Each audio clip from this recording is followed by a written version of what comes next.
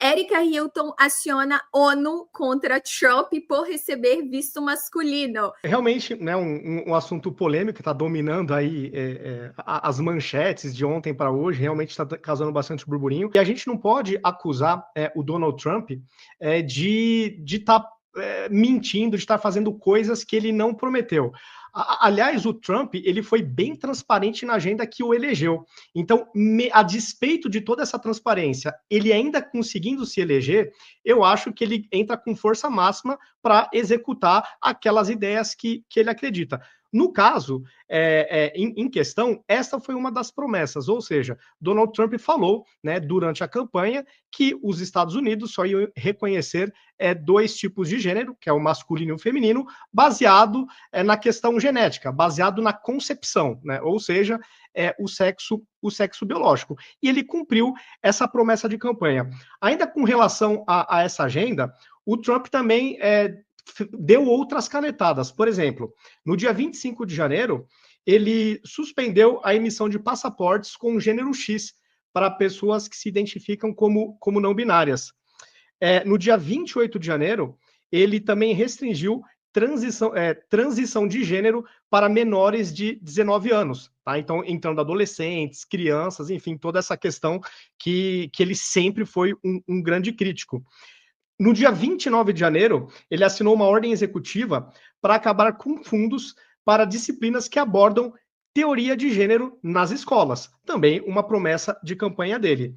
E no dia 5 de fevereiro, proibição da participação de meninas e mulheres transgêneros em eventos esportivos femininos. Isso tudo, toda essa agenda que envolve mais a questão woke, o Trump sempre deixou muito claro. E se a gente for analisar com mais calma, isso não está restrito apenas aos Estados Unidos. A Suprema Corte do Reino Unido, ela também definiu que mulher, segundo a lei britânica, se baseia no sexo biológico. Então também saiu essa semana essa informação. E para vocês terem uma ideia, lá no Reino Unido, essa decisão do Supremo de lá, da Suprema Corte de lá, permite que estabelecimentos barrem mulheres trans em locais reservados para o sexo feminino, como banheiros, entre outros. Tá? Então, assim, o mundo eu acho que vai entrar num período de alternância, mas eu acho que cada vez mais radical dos espectros ideológicos. Eu atribuo muito, principalmente dos últimos 5 anos para cá também, o papel das redes sociais. Os algoritmos das redes sociais foram criando bolhas e as pessoas cada vez mais se radicalizam dentro das suas bolhas, quer seja da esquerda, do centro, da direita, não importa. As convicções vão ficando cada vez mais enraizadas e mais com menos possibilidades para margens de negociação. E eu acho que, infelizmente, a gente vai viver um período aí prolongado de tensão permanente ideológica, de valores, princípios. Eu acho que vai ser um inferno. Sim, mas nós estamos prontos para essa briga. Vai ser. A gente já são tantos anos acostumados com eles nos atormentando que eu acho que muitas pessoas decidiram começar a falar de política e a se envolver com política, Vinícius, porque eles simplesmente eram pessoas normais, vivendo a vida deles, cristãos, mães de família, pessoas com bom senso, que começaram a ficar de saco cheio dessa palhaçada da agenda woke, das pautas identitárias, e aí essas pessoas começaram a sair da zona delas de ostracismo, de omissão, de conforto, e falaram assim, preciso me posicionar, tá começando a bater na minha porta, a água tá chegando no meu joelho, tá começando a me incomodar, estão partindo com essas palhaçadas para cima dos meus filhos. Né? Com relação até ao que eu estava falando da estratégia, né? Eu acho que a agenda woke, o lado bom deles terem sido tão radicais assim, é que as pessoas começaram a acordar e sair da zona de conforto. Então, por exemplo, o que eu vejo da agenda woke, eles têm intolerância com o contraditório. Então, eu atribuo a essa agenda, por exemplo, as perseguições nas redes sociais mundo afora. Então, muitas pessoas que não se manifestavam começaram a ficar com raiva desse tipo de situação e começaram a colocar a boca no trombone nas redes sociais. Por uma questão realmente de você ver, isso aqui não é justo. As pessoas estão divergindo, estão sendo caçadas, estão sendo processadas, estão sendo banidas. E eu atribuo isso muito a essa questão intransigente dessa agenda. Além disso, na questão, por exemplo, que também não é de hoje, mas se radicalizou, que nem você falou das universidades, nas escolas, enfim, a questão da doutrinação é uma coisa que está ficando insuportável, está ficando assim, está sufocando as famílias. Aquelas pessoas mais conservadoras que colocam os filhos na escola, vira e mexe, você vê nas redes sociais eles batendo foto de materiais escolares com conteúdos extremamente questionáveis, que não poderiam ser dados para crianças, nem mesmo para adolescentes. Eu acho que tem certas agendas que são de exclusividade e competência da família, principalmente Exato. A questão dos valores morais. Aí você vai para a imprensa, que aí eu acho que foi o grande mérito da esquerda. Na verdade, pensando em estratégia, você dominar a universidade, dominar a imprensa, você no médio e longo prazo você está se perenizando no poder, porque os novos formandos vão entrando no Estado com uma mentalidade de esquerda, a imprensa vai ajudando a fazer uma lavagem cerebral para dar a impressão que essa ideologia domina um país, e no caso não domina. A gente descobriu com as redes sociais que a gente, na verdade, talvez esteja na maior bolha. Embora a gente, antes do advento das redes sociais, achasse que a gente pudesse até ser minoria. Mas aí você cria um perfil nas redes sociais, começa por seu ponto de vista e começa a crescer, aí você fala, caramba, eu acho que não são tão poucos assim que pensam como eu.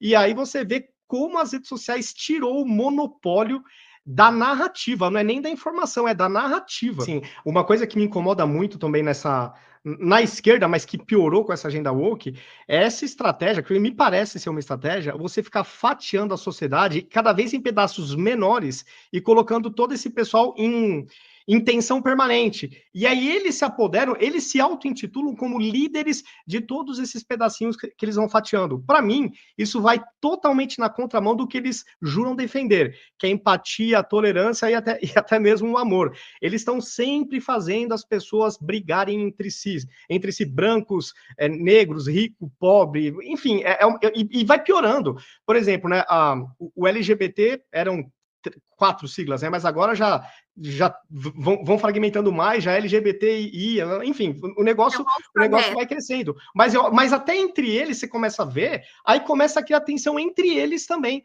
Então, assim, é uma coisa bizarra, porque isso é tudo menos você ter empatia, você pregar a união e o respeito entre as pessoas. Por exemplo, né, quando a gente cria cota baseada em raça, eu até entendo nos primórdios esse racional, porque a gente não sabia muito bem o que ia acontecer, eu até dava o benefício da dúvida, mas na prática, quando você vai criando cotas baseado nesse tipo de critério, para pensar, por exemplo, hoje, você nascer no Brasil sendo branco e pobre, por exemplo, você tá lascado.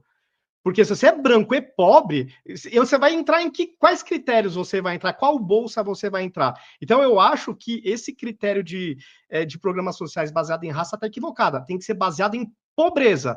E aí não importa se você é preto, pardo, branco, loiro, não importa. A questão é você viver com dignidade. Então, tem que ser baseado na sua condição existencial daquele momento. Enfim, eu acho que seria menos injusto esse tipo de critério. Coloca pra gente, então, por favor, Jean, a próxima. Trump proíbe acesso de imigrantes ilegais a programas assistencialistas. Memorando prevê criação de força-tarefa para investigar fraudes e revisar cadastros suspeitos. Ou seja, se você é ilegal agora no país, o assistencialismo acabou, então, Vinícius. Não, pois é. Aqui, de novo, a gente está voltando à agenda do Trump, as promessas que ele fez em campanha. Então, aqui a gente está falando da imigração ilegal. E também, para não cair naquela narrativa, né, de que o Trump é malvadão, já tem nos Estados Unidos, foi aprovado em 1996 no Congresso, uma lei que já proíbe que estrangeiros que estejam de forma ilegal tenham acesso a benefícios. E ainda assim, nesta lei de 1996... residentes permanentes só teriam acesso a auxílios depois de 5 anos vivendo legalmente nos Estados Unidos. Então, isso aqui não é uma coisa, uma maldade que o Trump também tirou da cachola. Já faz aí 30 anos que os Estados Unidos têm essa preocupação em relação a gastar o dinheiro do contribuinte norte-americano com cidadãos que não estejam de forma legalizada dentro dos Estados Unidos. Aqui eu trouxe uns números que chamam a atenção, tá? Inclusive no site da Casa Branca, que fala o seguinte: a Federação para a Reforma de Imigração Americana, na sigla FAIR, estimou que os contribuintes norte-americanos gastam cerca de 182 bilhões, B de bola, anualmente para cobrir custos relacionados à presença de 20 milhões de imigrantes ilegais, incluindo 66 bilhões em despesas federais e 115 bilhões em despesas estaduais e locais. Então, aqui, o Trump nada mais está fazendo do que defender o suado dinheirinho do pagador de impostos norte-americanos. O Trump não tem nada contra os imigrantes. O que ele não quer é imigração ilegal dentro dos Estados Unidos. Os imigrantes ajudaram a construir os Estados Unidos, e os norte-americanos sabem disso. A questão não é essa. Os Estados Unidos é a maior democracia do planeta. Lá, a gente tem um império das leis.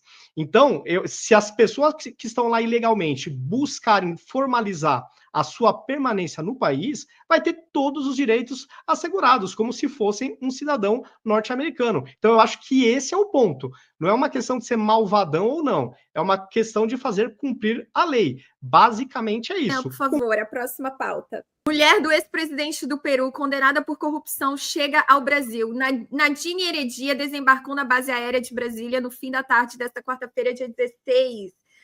Então, vamos lá. Só essa por enquanto, Jean, que eu quero ouvir rapidamente, Vinícius, bem rapidinho, antes das suas considerações finais. Fala o que você pensa de mais este absurdo aí do governo Lula, que mandou um avião da FAB no Peru para resgatar essa mulher. Bom, antes de mais nada, é só voltar um pouquinho para a história para a gente ver que o Brasil voltou a ser o país da impunidade, né? Quando começou a Lava Jato, no começo, a gente teve um suspiro, uma esperança. Agora as coisas vão mudar. Estão prendendo empresários, estão prendendo políticos. Passou-se alguns anos e praticamente acabou. Voltou-se ao status quo original. Eu, particularmente, não tenho mais esperança de, em vida, ver esse país ser moralmente decente, porque o que a gente vê que acontece é uma coisa tenebrosa. E isso aí só corrobora o sentimento que eu já tenho. O Brasil não avança nessa questão moral. A corrupção parece que nos assombra permanentemente. Parece até que o nosso governo teve uma certa empatia com ela, não sei. Parece que foi uma empatia. Então, é complicado, né, gente? O Brasil, a gente se auto-sabota. O Brasil tinha tudo para ser uma potência mundial. A gente não tem terremoto, a gente não tem nada. Assim, a gente tem terras que você planta qualquer coisa, nasce, dá para vender, agricultura forte, povo trabalhador, mas a gente se boicota o tempo todo, né? Então, é revoltante.